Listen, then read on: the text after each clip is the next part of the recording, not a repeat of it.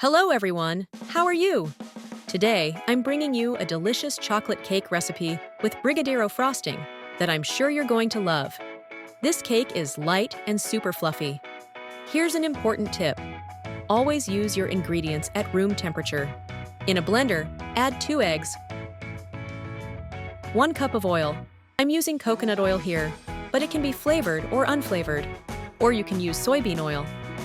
1 cup of sugar, 1 cup of milk, and half a cup of cocoa powder. I'm using 50% cocoa, but 75% works well too. Blend for about 1 minute to dissolve the sugar. I'll scrape down the sides with a spoon to make sure all the cocoa powder is mixed in. Now, pour this mixture into a bowl and add 2 cups plus a 1/4 cup of sifted all-purpose flour. I like to sift the flour because it helps make the batter lighter and removes any lumps. Mix gently with a whisk or a spoon.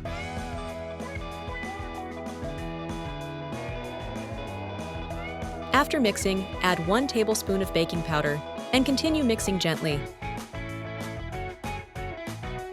Remember, the flour and baking powder shouldn't be overmixed, or your cake might turn out dense. The batter is ready.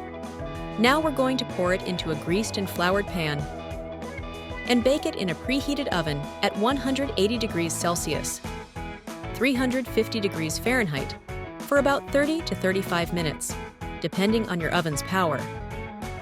Here's a useful tip. To check if your cake is done, look at the sides. When it starts pulling away from the sides of the pan, it's a sign that it's ready. You can also use the toothpick test.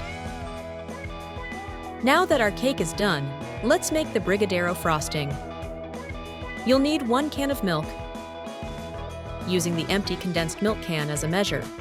1 can of condensed milk, 1 tablespoon of butter or margarine, and 3 tablespoons of cocoa powder, 50% or 70%. Mix everything well to dissolve the cocoa powder. Then cook over medium heat, stirring constantly until it thickens. The perfect consistency is when it starts to pull away from the sides of the pan, and you can see the bottom easily. Turn off the heat and keep stirring until it cools slightly to get a nice texture for pouring over your cake. Now, pour the frosting over your cake and decorate as you like. I used milk chocolate shavings, but you can use any type of chocolate